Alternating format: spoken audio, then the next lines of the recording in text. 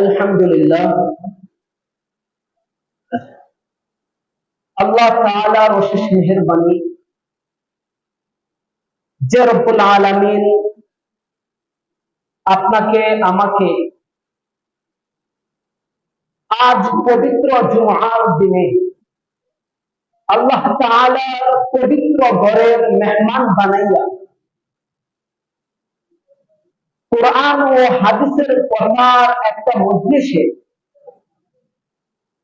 কোরআনের আলোর ভিতরে বসা, কিছু কথা বলা এবং শোনা তৌফিক যে রব্বুল আলামিন আমাদেরকে এনায়েত করেছেন, সেই মহান রব্বুল আলামিনের দরবারে দিলের সবটুকু ভালোবাসাকে উজাড় করে দিয়ে উচ্চ আওয়াজে শুকরিয়া জ্ঞাপন করি। সকলে বলি আলহামদুলিল্লাহ।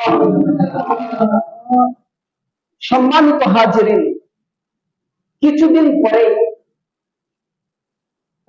কোরবানির মৌসুম আমাদের সম্মুখে চলে আসতেছে।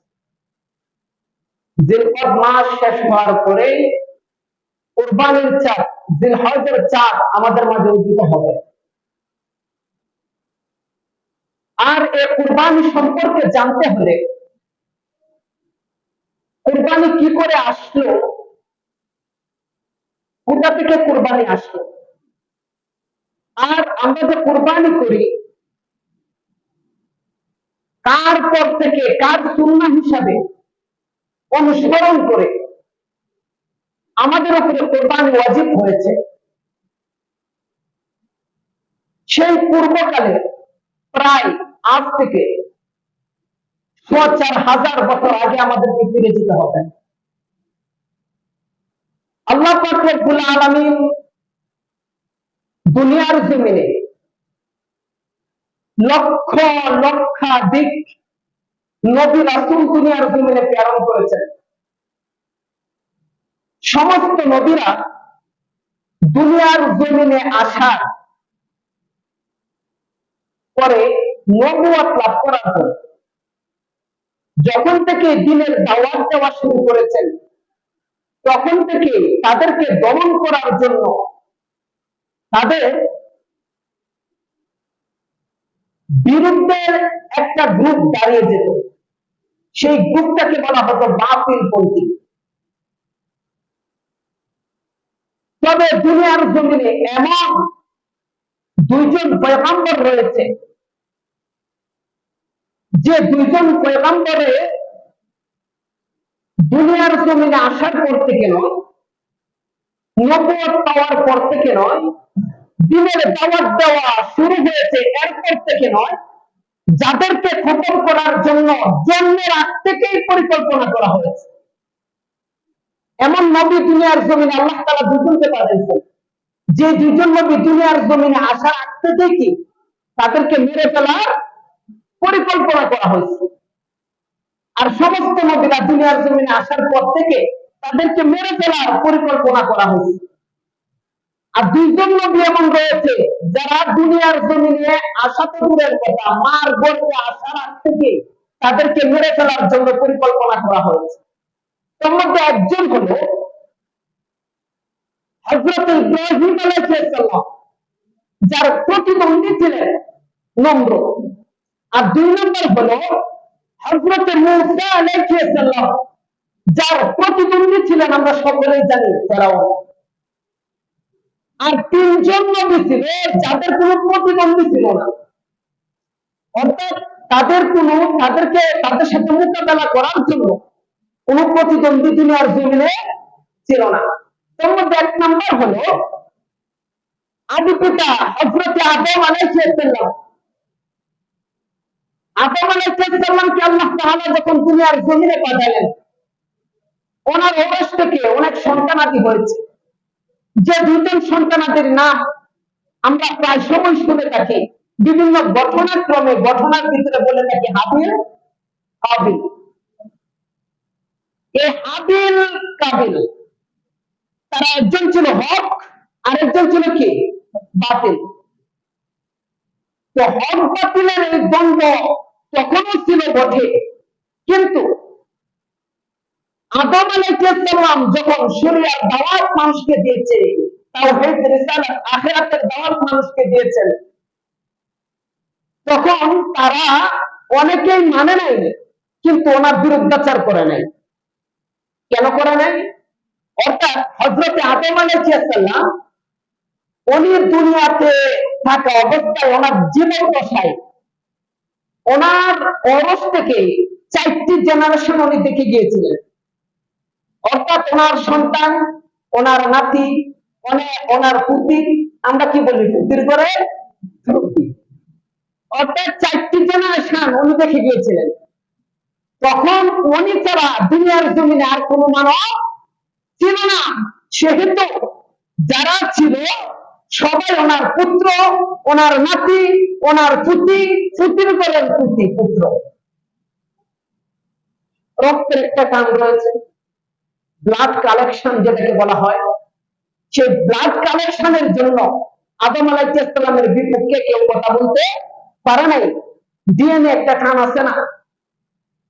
যাই হোক, একজন ছিলেন আদম আলাইহিস সালাম, আরেকজন ছিলেন আর দুইজন ছিলেন, যে দুইজন সারা বিশ্বকে রাজত্ব করেছেন।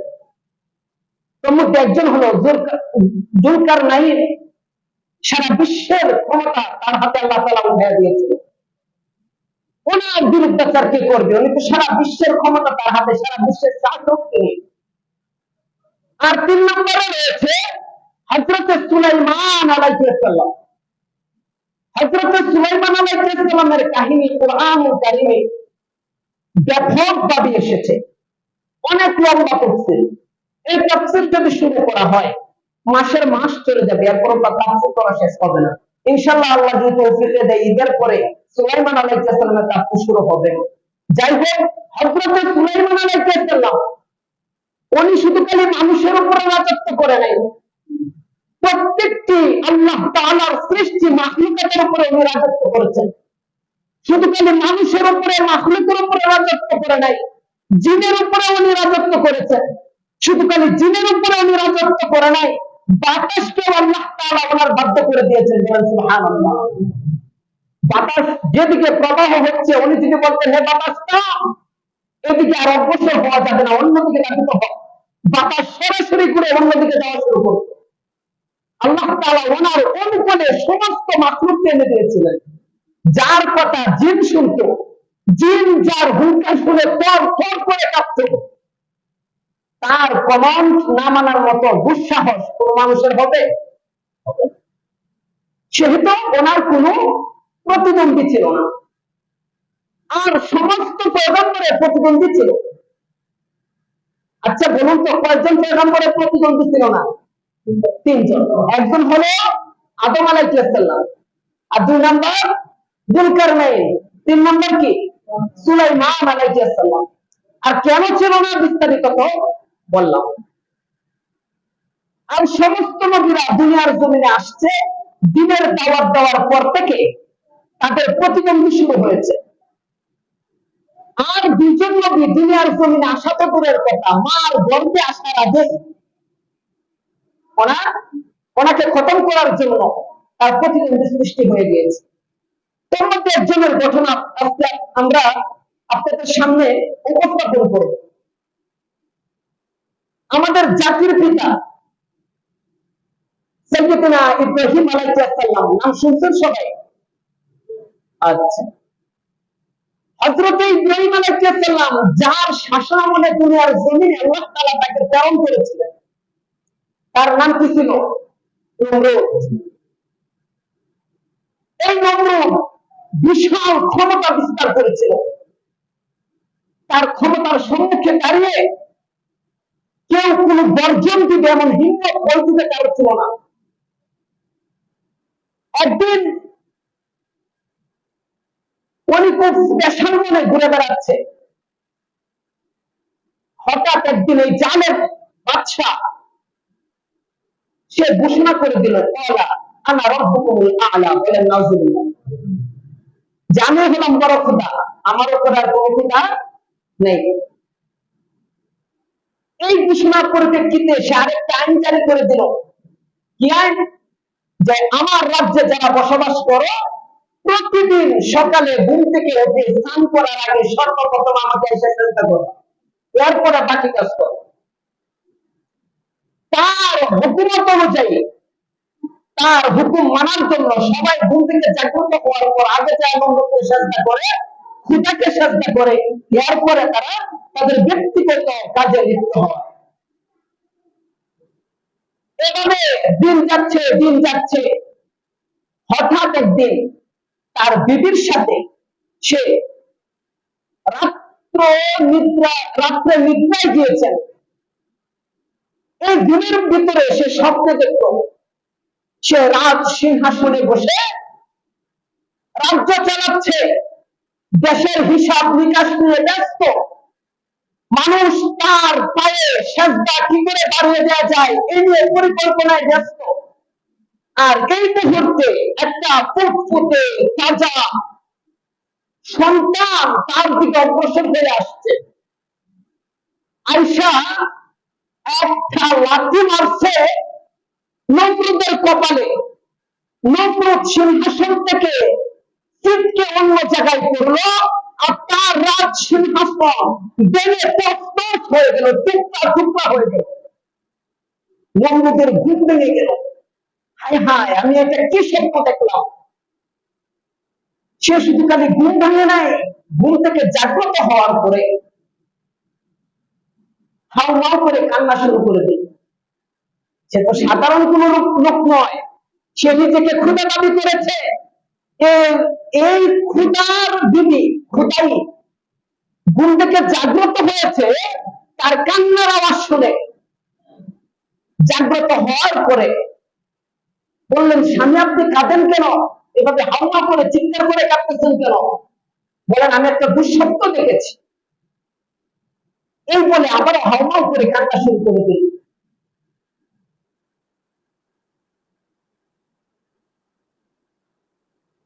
যখন কান্না শুরু করে দিল, তখন তার বিবি বলতেছেন, আপনি একজন ক্ষুধা, আপনি যদি এভাবে কান্নাকাটি করেন, আপনি যদি এভাবে কান্নাকাটি করা শুরু করে দিলেন, তাহলে মানুষ যদি শুনে যে আমরা যারা ক্ষুধা মানি সেই ক্ষুধায় হাওমাও করে কান্দে সাধারণ একটা স্বপ্নের ধরে, স্বপ্নের ভয়ে, তাহলে আপনার প্রেস্টিজটা কাকে কোথায়? সুতরাং হাউসডন ম্যাটার, আপনার কি হয়েছে সম্পূর্ণ সবটা একটা আমাকে খুলে বলুন। নমরুদ তার বিবির কাছে স্বপ্নটা সম্পূর্ণ খুলে বলল। খুলে বলার পরে বিবি একটা পরামর্শ দিল, যেভাবে না কেঁদে আগামীকালকে রাজ্যের যত গণক রয়েছে, জ্যোতিষী রয়েছে, সমস্ত জ্যোতিষীদেরকে খবর দেন। খবর দিয়া এমপি মন্ত্রী মিনিস্টার যারা রয়েছে সবাইকে একত্রিত করেন।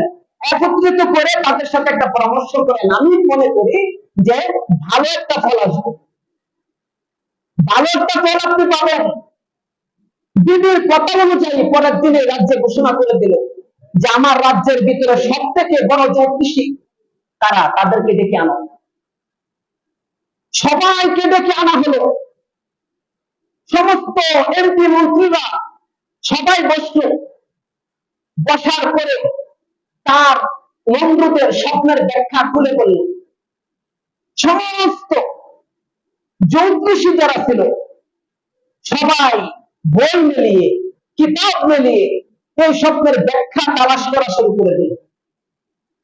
স্বপ্নের ব্যাখ্যা এমন একটি ব্যাখ্যা নমরুদের সম্মুখে যায় যে কেউ এই ব্যাখ্যাটা বলবে এই দুঃসাহস কারো পয়দা হচ্ছে না। কারণ ভয়ঙ্কর একটা স্বপ্ন দেখেছে নমরুদ, এর ব্যাখ্যা আরো ভয়ঙ্কর। এই ব্যাখ্যা নমরুদের সম্মুখে বলবে, যদি নমরুদ রাগান্বিত হয়ে যায় যে আমাদের খোদা, তখন এক গণক আরেক গণকের দিকে চায়, এক জ্যোতিষী আরেক জ্যোতিষীর দিকে চায়, কিন্তু কেউ আর কোনো কথা বলে না। আরেকবার কিছুক্ষণ চুপ থাকার পরে নমরুদ বলেন যে কি ব্যাপার, তোমরা কি পেলে? তারা ভয়ে বললো যে এটা কোনো বিষয় না, এটা কোনো বিষয় না, এটা শান্তির একটা বিষয়, চিন্তার কারণ নেই। দূরে একটা অল্প বয়সের ছেলে জ্যোতিষী, সে ওইখানে বসে বলতেছেন যে না, এটা সাধারণ কোনো বিষয় না, এটা তো খেলা হবার বিষয়, কঠিন খেলা হতে যাচ্ছে নমরুদ বসায় আপনার সাথে। নমরুদ বলতেছেন তোমরা বলো একটা আর এই যুবক বলে আর একটা, এই যুবক এদিকে আসো। সবার ভিতরে হিংসা তৈরি হলো যে আমরা মুরব্বী জ্যোতিষী, আমরা বললাম এটা কোনো বিষয় না, আর ও বলতেছে এটা অনেক বড় বিষয়। আর ওকে নম্রতে ডাকলো, আমাদের খুঁটা ডাকলো, আমাদের ভিতর থেকে তার মাথা উঁচু হয়ে গেল।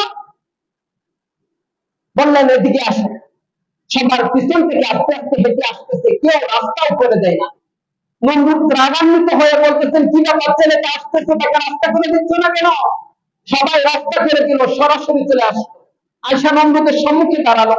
দাঁড়ানোর পরে সমস্ত লোকেরা বলতেছেন যে খুদা আপনি কি ফলো করেছেন যে কি, যে আপনার সামনে দাঁড়ালো কিন্তু আপনাকে কিন্তু সাজদা করে নাই। তখন নমরুদে বলতেছেন কি ব্যাপার, তুমি আমাকে সাজদা করো নাই কেন? বললেন যে আমি একমাত্র আল্লাহ তাআলাকে সাজদা করি, এক আল্লাহ ব্যতীত কারো সম্মুখে আমার মাথা অবনত করি না। বলেন সুবহানাল্লাহ। সুতরাং আমার এই কপাল যদি অবনত করতে হয়, নিচু করতে হয়, কারো পায়ের সামনে গুলিত করতে হয়, আল্লাহ তাআলার সম্মুখে গুলিত করব, আর কারো পায়ের সামনে আমার এই মাথা নত করতে আমি প্রস্তুত নয়। সম্মানিত হাজিরিন, নমরুদের ভিতরে তো তখন ভয়। আচ্ছা সাজদা না করলে না করো, এরপরও সে আমাকে ব্যাখ্যাটা দিক। বলতেছেন স্বপ্নের ব্যাখ্যা কি, তুমি আমাকে খুলে বলো। বললেন অল্প কিছুদিনের ভিতরে অচিরেই আপনার এই রাজ্যের ভিতরে এমন একটা সন্তান জন্মগ্রহণ করবে, সেই সন্তান আপনার এই কষ্টটা উঠতে নিচতে নাবুদ করে দেবে ইনশাআল্লাহ। আপনার এই খুদাইকে খতম করে প্রত্যেকটি আল্লাহ তাআলার গোলামের কপাল একমাত্র আল্লাহ তাআলার পায়ে অবনত করে দেবে। সমস্ত তন্ত্র মন্ত্রের দিন শেষ করে আল্লাহ তাআলার খেলাফতের দেশ হিসাবে এই দেশকে পরিচালনা করবে। সম্মানিত হাজিরিন, এই কথা যখন বললেন নমরুদের ভিতরে আরো কাঁপনের সৃষ্টি হয়েছে যে হায় হায় এটা কি বলো। আচ্ছা এই সন্তানকে কিভাবে ফেরাবো, অর্থাৎ আমি চাই না এই সন্তান দুনিয়ার জন্য আসুক। কিছু এমপি মন্ত্রীরা তাকে বলল যে আচ্ছা খুদা একটা কাজ করলে কেমন হয়, দেখি যে নতুন যারা বিবাহ করেছে তারা তো করেই ফেলেছে, এখন থেকে নিয়ে গণনা শেষ হওয়ার আগ পর্যন্ত নতুন করে আর কোন যুবক কোন যুবতী বিবাহ বন্ধনে আবদ্ধ হতে পারবে না। আর যুবক থেকে নিয়ে বৃদ্ধ পর্যন্ত এখন থেকে কোন স্বামী স্ত্রী এক বিছানায় শুতে পারবে না, এই আইন করে দিল। অর্থাৎ ফ্যামিলি প্ল্যানিং ল একদম নিস্তব্ধ করে দিল। আর কোন সন্তান নতুন করে দুনিয়ার জমিনে আসতে পারবে না, স্বামী স্ত্রী মিলামেশা বন্ধ করে দিল।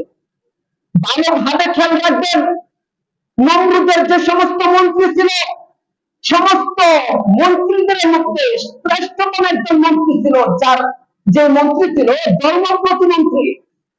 আর সেই ধর্ম প্রতিমন্ত্রীর নাম ছিল আজব। কি নাম ছিল? আজব। ইব্রাহিম আলাইহিস সালাম আমাদের কি লাগে বলেন তো? আমাদের কি জাতির পিতা হলে আমাদের কি, আমাদের আব্বা লাগে। কি লাগে? আব্বা লাগে। বাপেরা বাপ করতে শরম লাগে, অথচ নেইতে বাবারে দেয়া বাপ করতে এই জাতির কিন্তু পরিমাণ লজ্জা লাগে।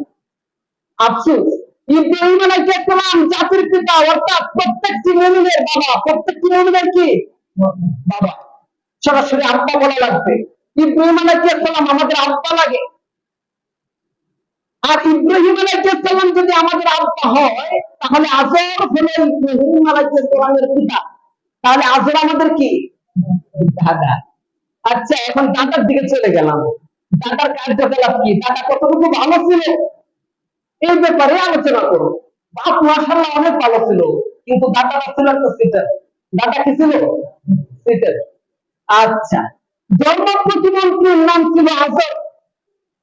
আর এই রাজ্যে যত পুরুষ ছিল বিবাহিত, সমস্ত পুরুষদেরকে রাজ দরবারের বাংলো করে টাকার জায়গা করে দিল। যে রাজ দরবারে বাংলো করে সমস্ত মানুষ থাকবে, আমার রাজ্যের ভান্ডারের ভিতরেই থাকবে, কেউ আর তাদের স্ত্রী মেলামেশা করতে পারবে না। সুতরাং আর এই সমস্ত পুরুষদেরকে পাহারাদারি করবে ধর্ম প্রতিমন্ত্রী আজব। অর্থাৎ শুধু খালি প্রজাদের জন্য না, মন্ত্রীদের জন্য স্ত্রীর সাথে যাওয়া, কথা বলা, মেলামেশা করা সম্পূর্ণ নিষেধাজ্ঞা জারি করে দিয়েছিলেন।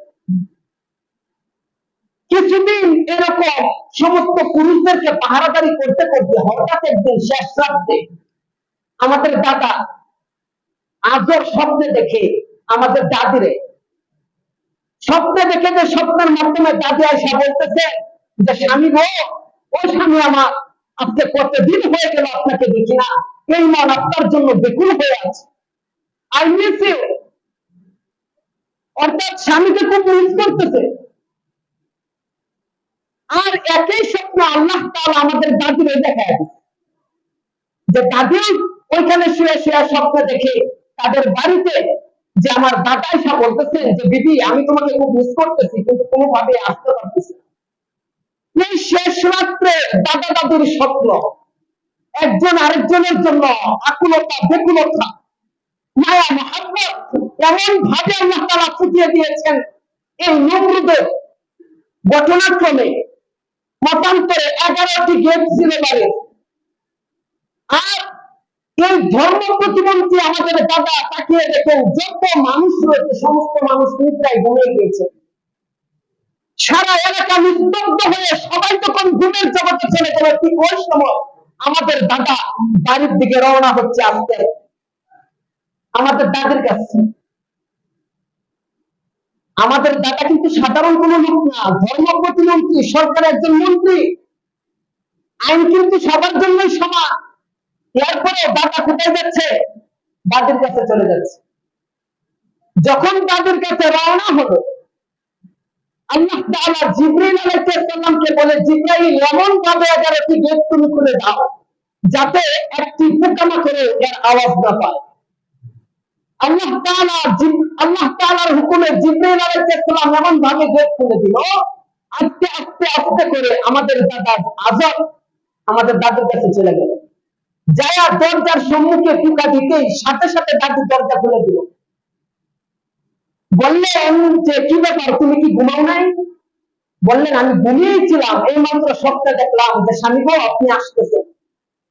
আর এই স্বপ্ন দেখার পরে আমি দরজাটা খুলে দরজার সম্মুখে দাঁড়িয়ে আছি, যদি আপনি আয়সা বাড়ি দেন, জুড়ে আওয়াজ করেন, আশেপাশের মানুষ যদি শুনে, তাহলে তো তারা আমাদের খোদার কাছে যায় নালিশ দিবে, আপনার ফাঁসি হয়ে যাবে। সুতরাং আমি দরজা খুলে সামনে দাঁড়িয়ে আছি, আমার বিশ্বাস ছিল আপনি অবশ্যই আসবেন।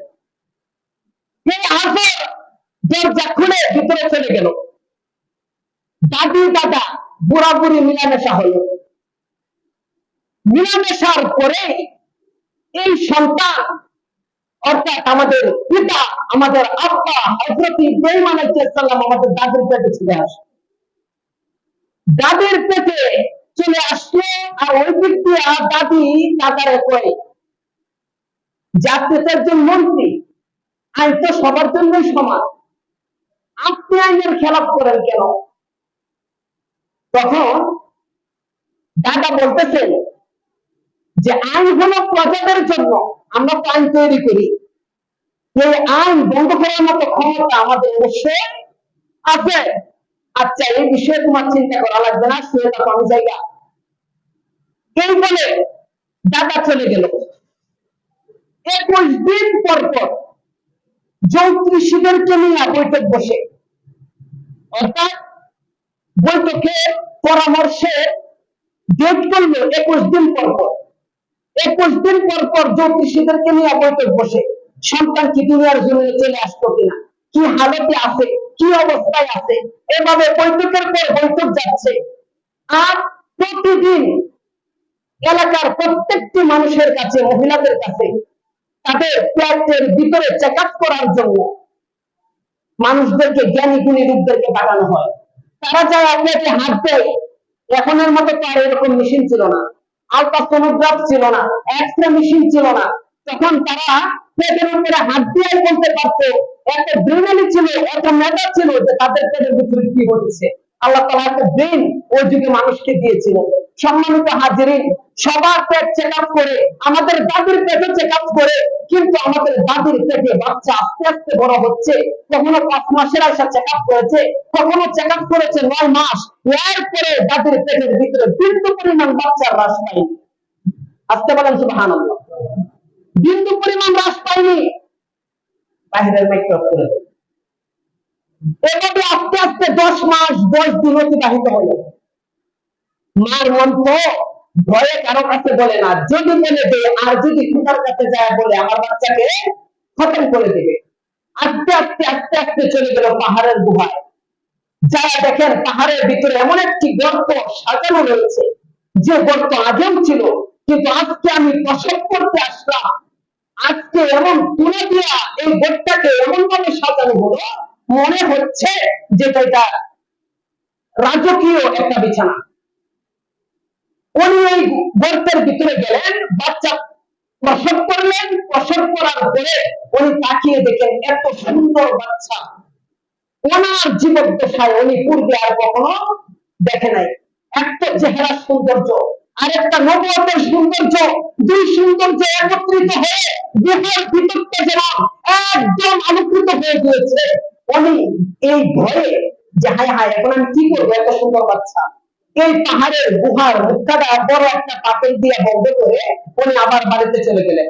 পরের দিন সবাই যখন ঘুমিয়ে গেল, রাতের বেলায় আবার ওনার সন্তানকে দেখতে আসলো। কি বলে যে আমার সন্তান হয়তো পোকামাকড়ে খেয়ে ফেলছে, নয়তো সাপ বিচ্ছু খেয়ে ফেলছে, যায় যায় দেখি আমার সন্তানটা কতটুকু সুস্থ আছে। যারা দেখে যে একদিনের ব্যবধানে এই সন্তান 1 মাসের বড় হয়েছে। ইব্রাহিম আলাইহিস সালাম প্রতিদিন 1 মাসের বড় হতেন, প্রতিদিন 1 মাসের বড় হতেন আল্লাহ তাআলার হুকুমে। আর এটাই ছিল আল্লাহ তাআলার বিশাল বড় একটা হিকমত। এটা সামনে গেলেই এটা রহস্য খুঁজে পাবো আমরা, এর আগে রহস্য খুঁজে পাবো না, আর একটু সামনে গেলে পাবো।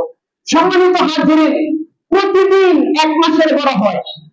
আর আমাদের দাদি গুহার ভিতরে যাওয়ার পরে দাদি দেখতে পেল যে একটা দিন 24টা ঘন্টা আমার সন্তানকে আমি কিছুই খাওয়াতে পারিনি, কিন্তু আমার সন্তানের 2টি আঙ্গুল, এই 2টি আঙ্গুল একের পর এক মুখে দেয়।